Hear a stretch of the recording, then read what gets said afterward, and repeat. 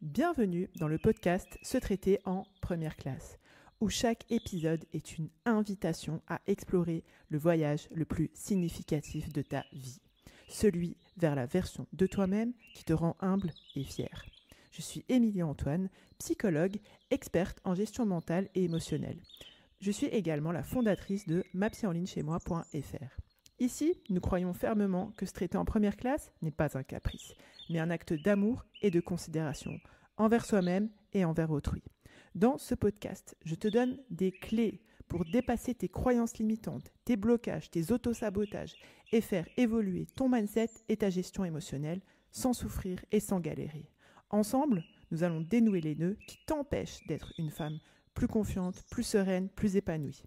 Avec ma méthode innovante, testée et approuvée, qui allie la profondeur de la psychologie, un coaching de déclic impactant, garantie sans blabla, new age sectaire ésotérique, je t'apprends et t'accompagne pour que tu puisses développer une relation saine et authentique avec toi-même et avec les autres. Se traiter en première classe commence maintenant. J'ai honte d'être jalouse. Émilie, comment est-ce que je peux faire pour ne plus ressentir ça ? Bienvenue dans l'épisode 74 du podcast Se traiter en première classe. Alors, en substance, c'est une question qui m'avait été posée lors du dernier coaching de groupe du bootcamp MaPsy Campus. Il y avait une bootcampeuse qui avait fait ce constat qu'elle ressentait de la jalousie vis-à-vis d'une situation dont je vais te parler un petit peu plus tard. Aujourd'hui, dans ce podcast, on va parler de ce sentiment que beaucoup d'entre nous, on va dire la vérité, d'accord, on ressentit en fait, nous les femmes, ce qu'on ressent à un moment ou à un autre, c'est-à-dire la jalousie.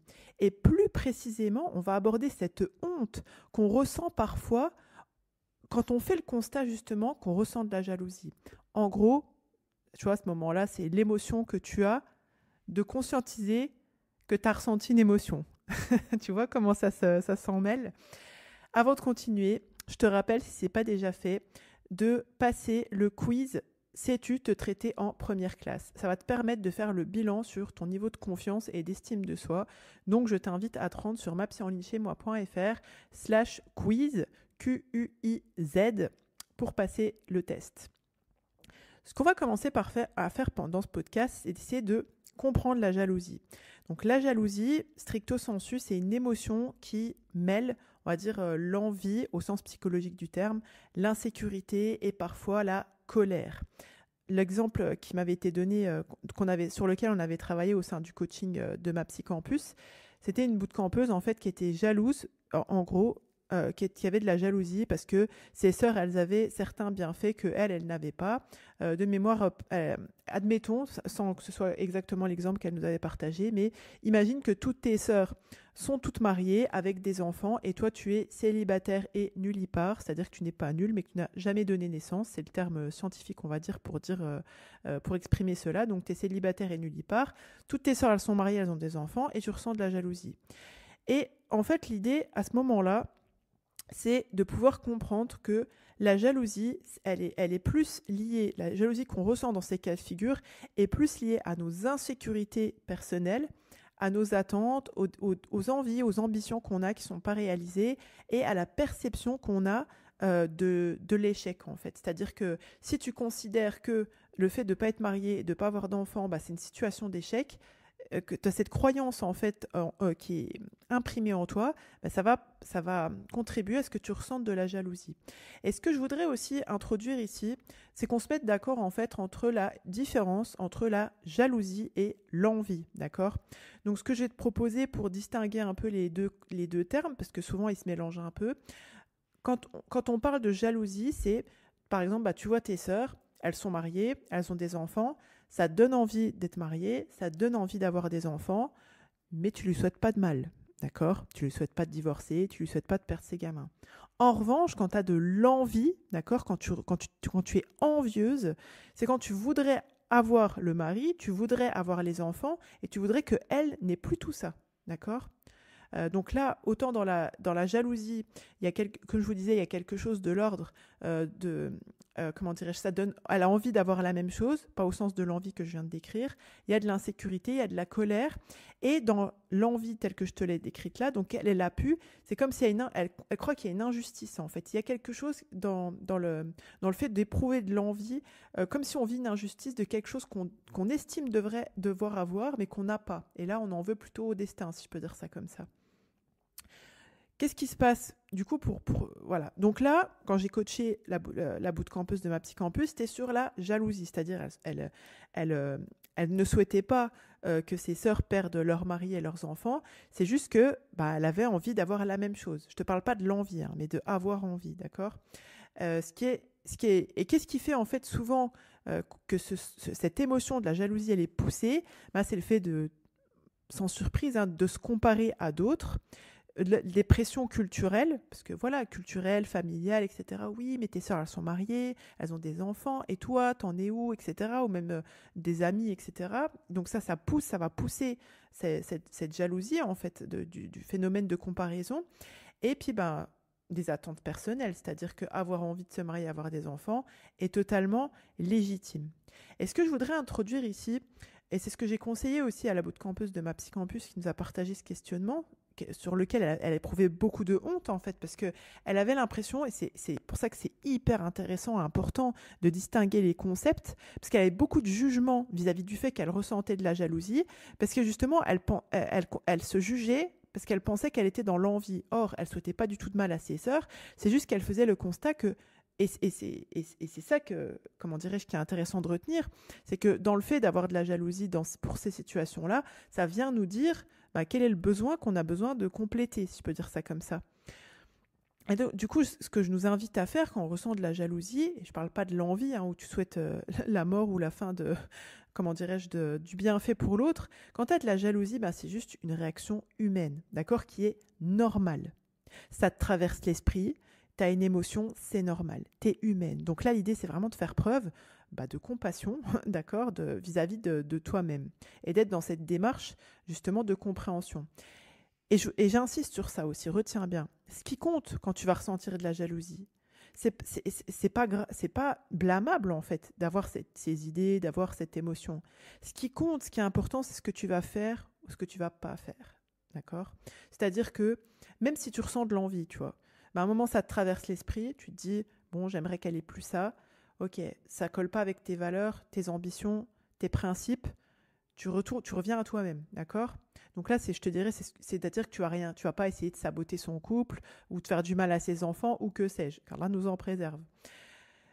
Et quand c'est de la jalousie, ce qui va compter, ce que tu vas faire, c'est-à-dire les actions que tu vas mettre en place, là, tu as ciblé que tu as un besoin, tu vas faire des actions pour pouvoir faire à ton échelle ta responsabilité pour pouvoir trouver un mari, fonder une famille, etc. Et du coup, je t'invite, en fait, si à ce stade du podcast, tu t'es dit, non, moi, j'ai pas de jalousie, etc. Non, je suis pas comme ça. Prends un petit peu de temps pour faire un petit peu d'introspection, d'accord ? Pose-toi la question de, voilà,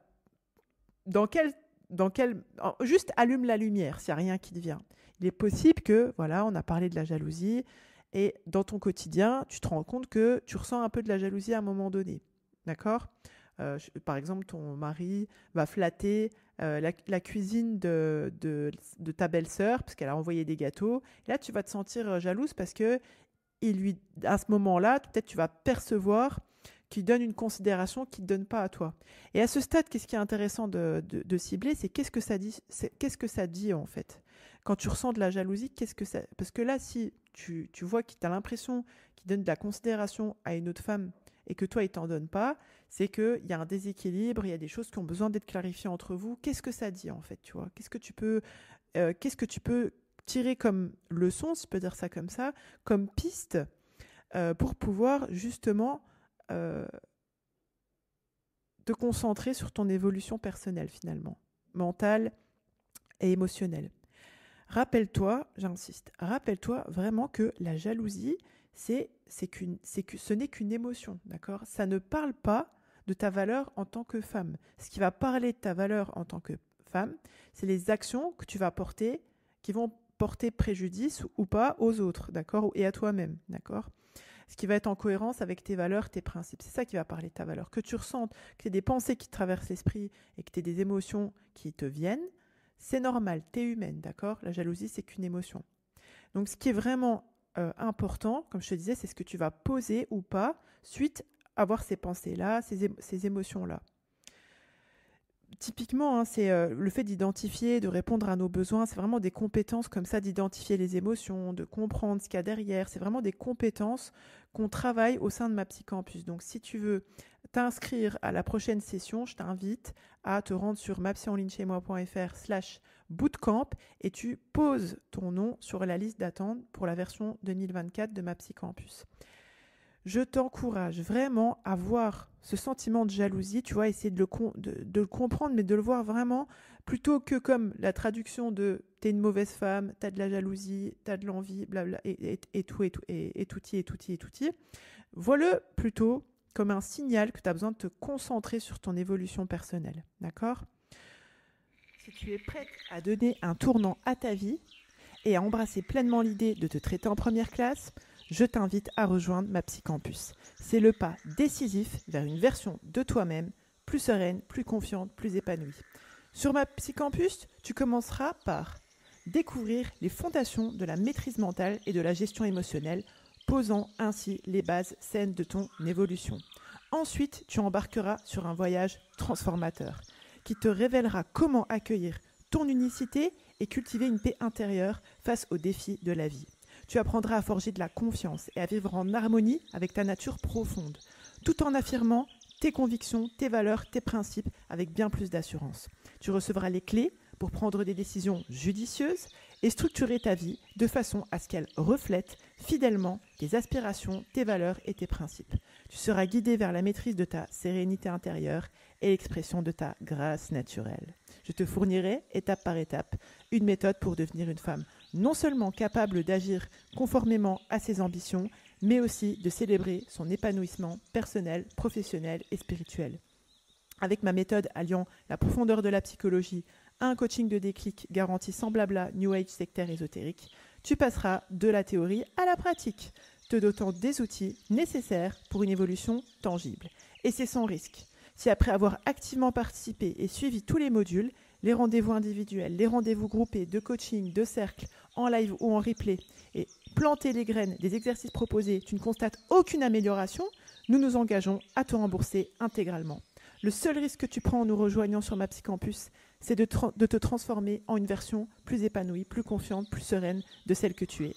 Pour commencer ce voyage transformationnel, rends-toi sur mapsyenlignechez-moi.fr/mapsycampus, MAPSYCAMPUS.